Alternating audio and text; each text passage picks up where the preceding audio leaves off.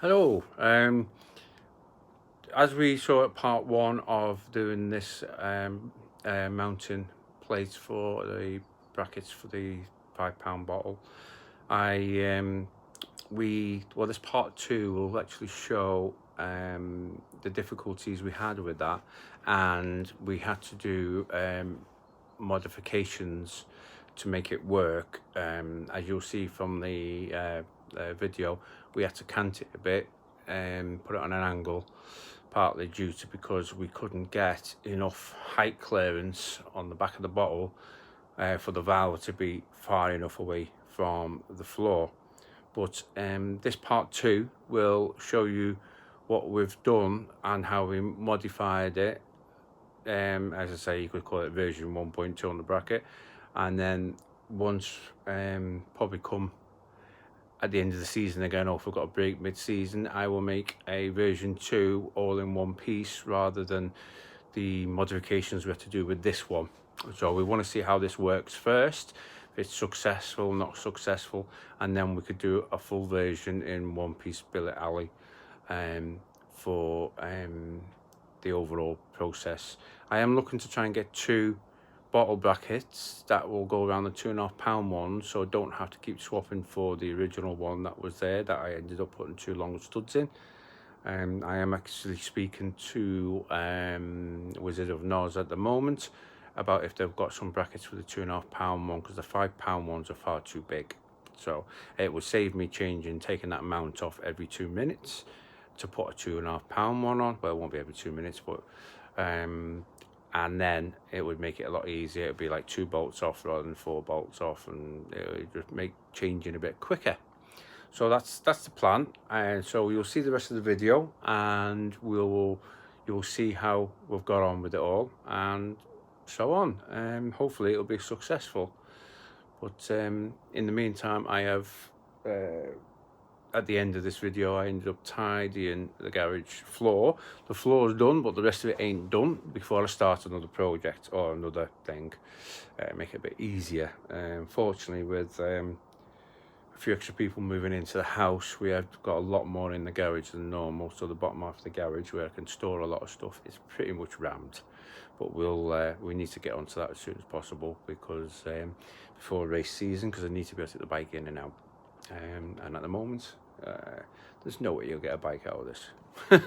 Okay then, I'll speak to you shortly, and hope you have a good one. Hi all, this is the piece now.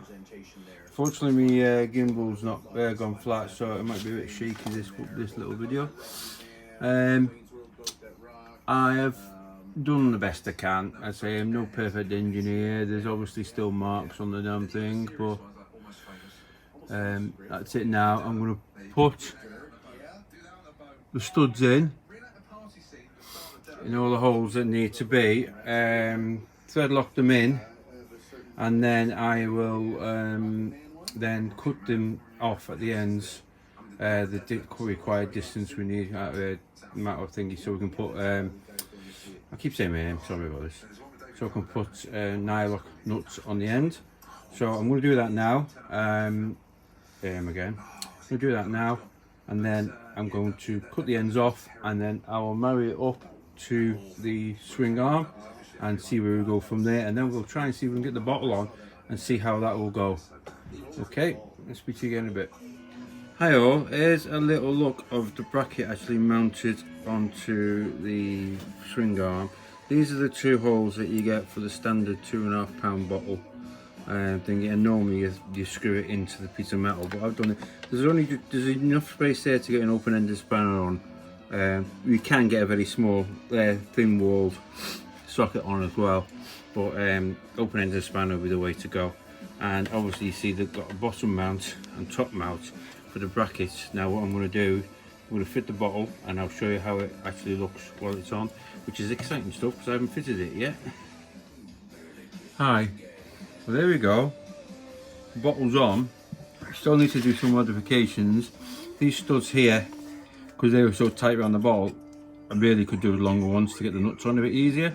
So I'm going to have to take them out, put longer ones in, bring about another centimetre, and it'll be so much easier to get the nuts on.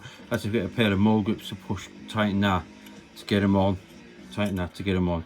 So I think we're going to have it a centimetre bigger on them. Yeah, a centimetre bigger on them. And another issue is it's just touching the tank there. So I've got a couple of options of either manipulate the tank in, which we've had to do before for the nitrous solenoid, and we might be able to just move the tank forward a little bit, but not too much, and then the bottle can go a bit higher because the bottle's a little bit low at the bottom end. But as I say, I can raise the rear ride height. Sorry about the wobbling. As I say, my what's name's stopped working, so it's by hand. So as you see there, down there, which is a little bit low compared to the knuckle, but I can adjust these and that will raise the rear ride height, which then means I can move the bottle further up because the tank and all the top half will go further away from the swing arm. And then I can see from there, I might just have to have a high rear ride height, which is easy for me actually because I'm a tall bloke, and the front end squatted down a bit, put more weight over the front end, which might be ideal for starts anyway. So I'm something I'll be looking into at some point anyway, rather than having the back end too low. So I'm not going to do that today because for the last 2 days I'm crippled. So there's your bracket. We'll take a few pictures of various different angles of this to show what I've done, and I'll put these at the all the pictures at the end of the video, from the start piece to the final. I say production, it's not production, it's just me. Right, okay then, speak to you shortly. Goodbye. Hi all. Version 1 of the, or version 1.2 of the bracket is, or the mounting, it's not really bracket, it's like an adapter plate for the 2 round brackets that go on the bottle, is actually done, and it looks like the clearance is okay. On a normal conventional bike, without the rear shock that I've got on this, because this rear shock is designed for drag racing, it's only got 25mm of travel. So but on a conventional bike with a lot more travel, you will probably still have issues of it hitting the bottle when you're squatting under extreme launches. But I'll get the camera underneath and I'll show you about and see what you think. It's a bit rough and ready. At some point I'll make a version 2, copying partly version 1, but making it all one piece rather than having this little bit of adapter at the bottom and polished up properly and stuff like that. But this is just to see if it would work, and it seems to work. Yes, I've had to do quite a bit of under tray cutting underneath, but as I say, we only race in the dry, so there will be no wet getting up there. And yeah, it's quite surprising as well, on the bottom of these 14s, you have like a round, it looks like a round dome thing at the bottom, which I always thought the fuel pump sat in it, because that's why it was there. But looking at cutting the back out now, it doesn't go that low, so it must be just for collecting any fuel leakage you've got. There is a hole in them, so it will drip out, but maybe a small amount will drip out. But obviously if you've got a large amount, there may be no way of air to get back in, so it won't drip out, if you know what I mean. It creates like its own like sort of vacuum, you know. For something to drip out of something, you've got to be able to replace it with something. But anyway, I'll show you now, and well, the proof will be in the pudding. The first top speed event, we'll see if it works or not. Now, at top speed events, I don't launch like I do on quarter mile, because I want more time to get to the top speed rather than going off like a scolded cat, getting there in 20 odd seconds and then only reaching, I don't know, for argument's sake, 190. It will do more than that, a lot more. Where if I took myself 25 seconds to get there, then, you know, I've got another 5 seconds to accelerate. So I tend to launch off a bit more gentle, get through the first 2 or 3 gears, and then start pinning it then on the gears that will get you to the top speed, rather than the lower gears that will help you with acceleration and time. So anyway, I'll show you now, and I'm going to be finished now, and I will get this video up in 2 parts because of the length of time it's took to do, and so on and that. Okay, I'll speak to you in a bit, and I'll explain what I've done, and so on and that. Hi, as you see at the bottom there is the bottle, and you'll see the bottle goes on up there. It's quite a long bottle compared to the 2.5 pound bottle, which is not as wide as well as not as tall. So what we did, I tried to get that clearance as high as I can without chopping too much away with the underneath of the bike. Now there's the knuckle of the suspension. I call it a knuckle, I can't remember the exact name of it, someone will know. Now the bottle is probably on this side, that side's probably the same height, this side is probably a touch. Now this bike will go in my van with the ramp without catching that, so in theory you shouldn't catch that, but I am going to put it in and out of the van without this bottle on, just in case. I don't want to knock the valve off, especially if it's got gas in it. So I've got 25mm of travel in this bike, that's from fully sitting on it fully until it's totally squatted. Now that's set up for drag racing, that's why it's only 25mm of travel. It won't hit the rear wheel on the underneath, and it won't hit that even off the paddock stand, which is about another 20-25mm. That will probably leave it about that much off the floor. That's at the extreme maximum, even with the tyre squash, because I've checked it with the tyre squashed as well. So that will not hit at all. It still looks low. Now on a conventional bike with a conventional shock, on a thingy bike, that will have issues with the full suspension travel you have on a standard shock. Now as you see, I bolted it with the original bracket, the mount holes there, that was for the 2.5 pound bottle, so that's there. And what I did with them there, I drilled into the alley with a 5mm drill bit, and then tapped it out with an M6, which is 6mm by 1mm pitch, and I put a cap head bolt through with a spring washer on the reverse side, and I then put nylock on this side, so that won't come off at all. I say all the bolts that are on this bike, like that one there, which is the top bracket, are all tapped in by M6 by 1mm pitch. I couldn't go to the M8, which is a bit big, and M5s will probably be a little bit too weak, I would have thought. So that is actually not bolted all the way through. That is actually I had a long M6, which I then threaded it part way down, 3/4 of the way down, screwed it in, thread locked it in, and made a stud basically for that. And I did the same thing for the bottom. Now on this version 2.1, as I call it, if you look carefully, I had to add this piece of alley because with the bottle over here, I couldn't get the height at the top, which I'll show you in a bit. So I had to cant it a little bit. It's probably what, a 10, maybe 12, 15 degree angle. So this part of the bottle is closer to the front end of the engine, and we still have plenty of clearance, as you see from the nearest point of contact.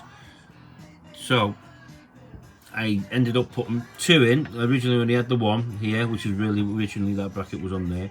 So I put 2 in, and I ended up, they're both studs.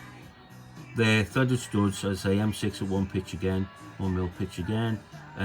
These are drilled, this alley is drilled completely through. I did do it with an M6, but I went to an M6.5 just to give me any movement space. And again, there we have it is a stud. It doesn't go all the way through because I didn't particularly want to be able to get one hand one side, one hand the other side constantly all the time. With that bracket, it's not so bad because you'll have the bottle off when you do it. Now, at the top half, as you can see, I've put the pipe on at the moment, and I've just to see which way it'll go and if it'll foul anything. The pipe's pretty much clear of everything, and I put the heater on. This is one of the small heaters I use for the 2.5 pound ones. It's a silicon based heater. It works really well considering it was only cheap off eBay. I have got other types which have come from somewhere else which are even better. Now, up the top, at the back here, it's going to be hard for you to see this, I think. Right, let's try and focus in. I've had to cut the under tray as high as that. All the back is cut out. Originally we bashed a bit of the tank in when I was trying to do it a bit straight, but I didn't want to hit the tank any more than what I did because you know, you don't want to crack it or anything like that. So that is all done. Also with the, I've angled the gauge so it's more seeable with a 90-degree angle there. That's my pressure gauge, and I got 2 more pipes there for the 2 1.5 pound bottles that normally go on the side. Now originally that's all I had for this bike, the 1.5 pound bottles, so I ended up having to use them because I couldn't get any bigger at the time. Since then I've managed to get 3 2.5 pounds and 1 5 pound for top speed. I really just, if I can get another 2.5 pound bottle, I'll probably do away with the 1.5 pound bottles, but it's always handy having as much gas filled before you go to a meeting, rather than getting there and finding out you haven't quite got enough for the full event, depending how many runs you do. Now on some days you have to do more runs than others because you're not quite getting the times you want. You do some settings changes, you go back out again, and you're constantly doing that. So no, I do my first 2, 3, maybe even 4 runs without any nitrous to see what me starts like, because I do start this run this bike with no nitrous in first gear, and that's the launch gear. So if I'm not getting any grip in first, I try and cure that issue first, and then I get onto the gas. And some people may say, well, what if when you do get grip, the first time you get grip is the best launch you do all day? Now, yeah, there is that argument where I could, if I used gas, I probably would even got a better time. But there we go. Next part of things is just tweaking a few bits. I've got the brake caliper off to bleed, to try and just bleed the inside nipple, which is a bit difficult to get to.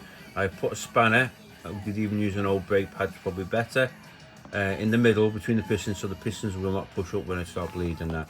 So that's what I'm going to be doing next. Fix the rear wheel properly, fill up all my nitrous bottles. Hi, well the full bottle is done now, and it seems to be quite successful on the way it mounts. So we just need to see how it will perform under squatting and that, and I will try and get some video footage this season of how low the bottle is when I'm launching. But as I said previously, we do not launch the same as we would do a quarter mile, because you need more time to get up to the top speed. If you went off rather quick, you could get to the end of the mile quicker, but your terminal speed may be lower. That's why sometimes when you see a quarter mile drag race, you see the person who won the race with a quicker time sometimes has a lot lower terminal speed. It's because the first part of it, the first 60 foot, maybe 100 foot, is so much quicker, so you have less time to build up speed.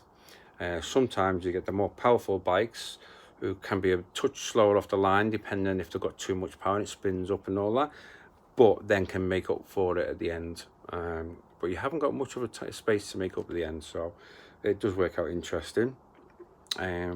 Where sometimes with this bike it's 220 odd without the nitrous or the rear wheel. Sometimes if you put the power down a bit too hard and it spins up a bit, you can roll off a little bit to get the grip back and then pin it, but it does have power to make it up. With smaller bikes you can get off like a scalded cat, but sometimes well, the majority of the time it don't work. You need to get that caught them at that first 60 foot rather good. My best 60 foot so far is a 1.51. I do need to get into the 1.4s and to be a lot more competitive at the top end. As I say, I finished 3rd and 4th in the championship. For me to be able to be top 2, I need to try and get at least 1.5, if not 1.4, 1.48, whatever, 60 foots to help at me start, rather than trying to make up with power at the end.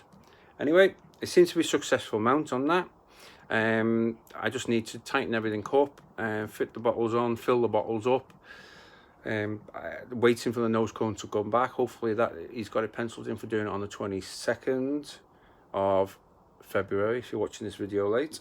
So hopefully we will have that ready to fit without a headlamp, and I need to make some supporting mounts for that, which I am going to go back tonight and make a list of the parts I need. I've got threaded bar. It's probably more I'm going to need probably rose joints, I think, and we'll see where we go from there with it. Once I've got the nose cone back, I can see how it's mounted. I have asked him to fiberglass some metal angle line in so I can bolt it to it, because normally the headlamp would take all the security of it, and you don't want the bottom half of the nose cone flapping around. Anyway, I'm talking too much. I can talk all about this in the next video if that's what I do next. And I say I'll speak to you again shortly. Have a good one. Hope you've had some knowledge from the videos, but I do advise again, always check the manual first. I always do. You know, I might have talked through this video, but I will go back and double check everything as I normally do. So if you haven't got a manual for your bike, you can get them online. I'm not going to go say where, because I don't know if I'm supposed to, but you can get them online if you search it, and you can get the full manual, which I think is what Kawasaki use, which I have got on PDF form, and I have it in hard copy form as well. So there you go. I'll speak to you again shortly.